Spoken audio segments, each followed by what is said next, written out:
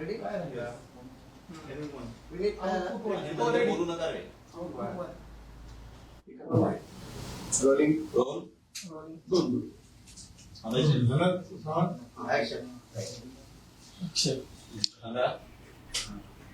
आपल्याला माहित असेल तर 2 दिवसापूर्वी मुंबई महानगरपालिकेच्या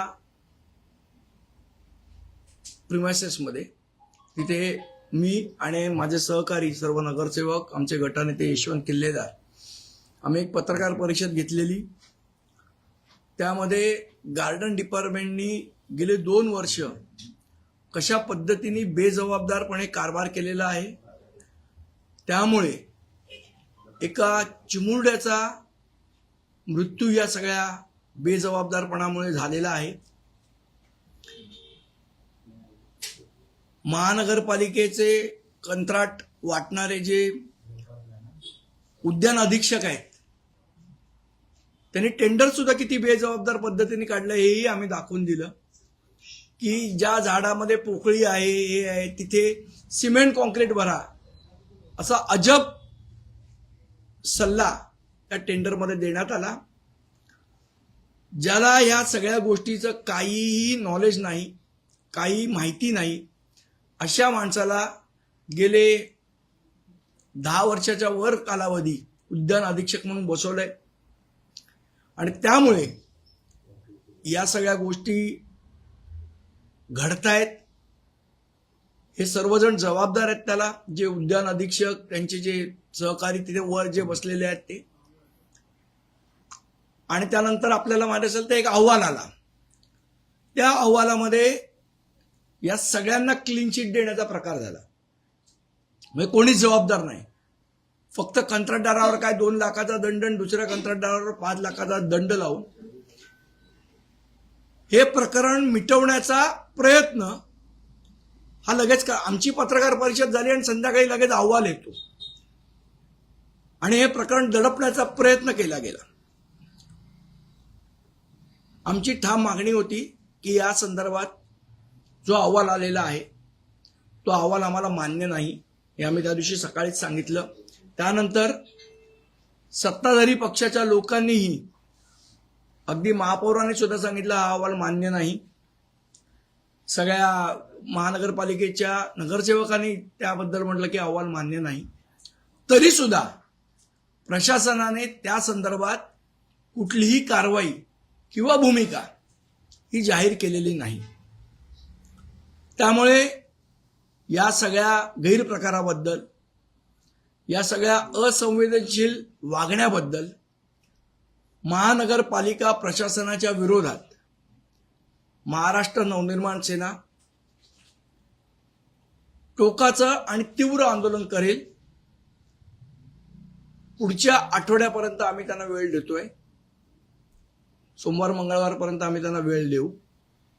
तोपर्यंत जर याच्यावर कारवाई झाली नाही तर महाराष्ट्र नवनिर्माण सेना या संदर्भात टोकाचं आणि तीव्र आंदोलन करेल आणि त्याची सर्वस्वी जबाबदारी ही महानगरपालिका प्रशासनाची असेल. पण महानगरपालिका आयुक्त अजूनही माघार घ्यायला तयार नाही आहे. मी सांगितलं ना, आम्हाला कोणी माघार, कोणी हे घ्या, त्या चिमुरड्याला न्याय मिळाला पाहिजे ही आमची मागणी आहे. ह्याच्यात कोणाचा इगो मध्ये आणण्याची कोणीच गरज नाही. एका मुलाच्या मृत्यूसमोर कोणाचा इगो महत्वाचा नाही. जे अधिकारी जबाबदार आहेत त्यांच्यावर कारवाई झाली पाहिजे आणि एका तटस्थ समितीकडून या सगळ्या प्रकारची चौकशी झाली पाहिजे ही आमची मागणी आहे. जर ती मागणी पूर्ण नाही झाली तर आम्हाला टोकाचा आणि तीव्र संघर्ष महानगरपालिका प्रशासनाबरोबर करावा लागेल. याचा आम्ही सुतोवाच काल जे आयुक्तांना पत्र दिले त्याच्यामधनं केलेलं आहे. या प्रसंगी जे निलंबन करण्यात आलं होतं त्याला शब्द देण्यात आला होता चौकशी सापेक्ष निलंबन. म्हणजे जी चौकशी झाली तीच मुळात चुकीच्या लोकांनी केलेली आहे. विशेष अभियांत्रिकी विभागाचे उपायुक्त, अभियांत्रिकी विभागाचे उपायुक्त हे लोक ही चौकशी करायला पहिली गोष्ट सक्षम नव्हते. त्यांच्याकडे त्या सगळ्या प्रकाराचं कुठलेही ज्ञान नाही. अशा लोकांच्या चौकशीला काही अर्थ उरत नाही. आणि आपण जर अहवाल बघितला तर ह्या गोष्टी दडपण्याचा प्रयत्न त्या अहवालात झालेला आहे. त्यामुळे आमची मागणी आहे की तटस्थ समितीकडनं याची चौकशी झाली पाहिजे आणि जो अधिकारी 2-2 वर्ष निष्क्रियपणे बसून आहे त्या अधिकाऱ्याची तिकडनं बदली झाली पाहिजे किंवा निलंबन झालं पाहिजे, ही आमची मागणी आहे. उद्यान अधीक्षकांबद्दल जर आयुक्तांना प्रश्न विचारला तर त्याबद्दल ते उत्तर देत नाही, तुमचा वैयक्तिक काय हेतू असेल तर मला पत्र लिहून सांगा. आमचा कुठलाही वैयक्तिक हेतू नाही. ते अशा पत्रकारांना उत्तर देतात. तुम्ही पत्र आयुक्तांना दिले, तुम्हाला उत्तर या पत्राचं मिळेल अपेक्षा आहे. पत्राचं उत्तर द्यावं नाही द्यावं हा त्यांचा प्रश्न आहे. जर नाही दिलं तर आम्ही संघर्षाची तयारी केलेली आहे. उद्या आमच्या विभागाध्यक्षांची बैठक आम्ही बोलवणार आहोत, मुंबईतल्या सर्व विभागाध्यक्षांची, आणि अख्खी मुंबई म्हणून ताकदीने महानगरपालिकेच्या विरोधात आंदोलन करेल. ते आंदोलन कशा पद्धतीचं असेल, कसं असेल याची दिशा ठरवण्यासाठी उद्या विभागाध्यक्षांची आम्ही बैठक बोलवू आणि त्यामध्ये पुढची आमची रणनीती ठरवू आंदोलनासंदर्भातली. राज्य सरकार उद्यान समितीला देखील याबाबत माहिती असणं अपेक्षित होतं. मात्र उद्यान समितीचे अध्यक्ष आहेत त्यामध्ये की माझ्यापर्यंत अहवाल आलाच नाही आणि मला माहिती देखील नाही. मला असं वाटतं जर नगरसेवकांचाच वचक नसेल तर ते दुर्दैव आहे. त्यांना का अहवाल आला नाही याचा जाब त्यांनी विचारला पाहिजे. या प्रकरणात राज्य सरकारचं काही गरज असतंय का आयुक्तांना, असं वाटतंय? नाही, मला कल्पना नाही, माझा असा कुठला आरोप नाही. पण आयुक्त हे प्रशासनाचे प्रमुख आहेत, त्यामुळे त्यांनी त्यांची जबाबदारी पार पाडली पाहिजे. याच्या शासनाने सांगू किंवा न सांगू त्यांना.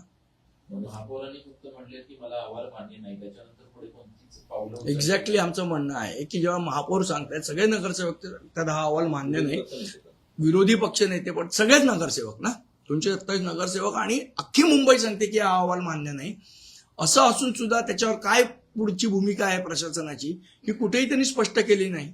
फक्त गप्प बसून राहायचं आणि इग्नोर करायचं, ही असंवेदनशीलता चालणार नाही. अजूनही असं वाटतंय का एवढी मोठी घटना झाल्यानंतर ज्या पद्धतीने म्हणत होती की ऑडिट करणं, झाडांच्या पाना कापल्या गेल्या पाहिजे वेळेवर, पाऊस थोडासा हो, याच्यासाठी तुम्हाला करताना दिसत नाहीये. याच्यासाठी तुम्हाला त्याची ठोस पावलं उचलता नाही आपल्याला दिसत नाही की काय करणार आहेत. हे करणार म्हणजे काय करणार याचंही उत्तर नाही. त्यामुळे मला असं वाटतं की जर प्रशासनाला पत्रांद्वारे, विनंत्यांद्वारे, सभागृहामध्ये चर्चा करून पण जाग येत नसेल तर ह्याच्या विरोधात आम्हाला संघर्ष छेडावा लागेल आणि तो आम्ही करू. धन्यवाद. एक वेगळा बाईट झाला.